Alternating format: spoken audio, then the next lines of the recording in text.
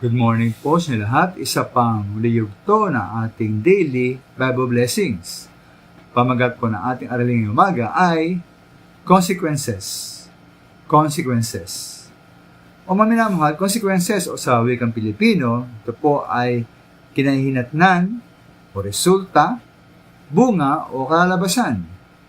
Sa ating mga buhay mga minamahal, sa ating buhay, ang ating mga ginagawa ay may consequences. Pati ang ating mga kasalanan. Dahil walang pagkatangi ang Diyos, totoo pati sa mga manampalataya. Tulad nga po ni Haring David, na masabi siyang parabagang paboritong hari ng Diyos sa pananantipan.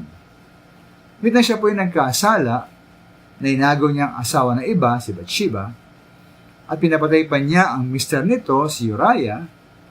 Pumaitago ang kanyang kasalanan. Nagbayad po si Haring David sa kanyang ginawa. Nagbayad ng malaki, ang ginawa po ay may consequences.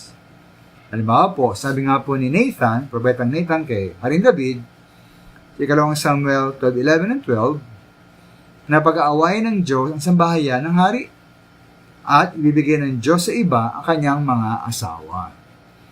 At sisipingan sila kahit sa katanghaliang tapat.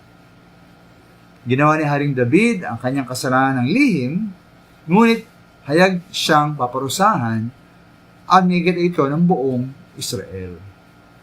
Nga po natupad mga minamahal sa 2 Samuel 16:22 na ipinagtayo si Absalom, ang rebeldeng anak ni Haring David, ng tolda sa itaas ng palasyo upang makita ng buong Israel ang pagsiping niya sa mga asawang lingkod ni Haring David, ang kanyang sariling ama.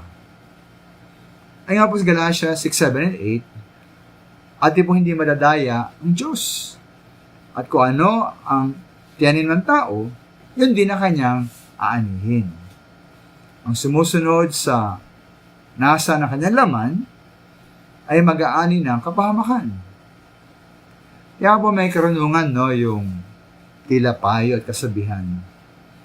Na ikaw daw ay isang ama, mag-ingat ka at huwag maging manloloko, huwag manlilin lang na ibang babae o mga babae.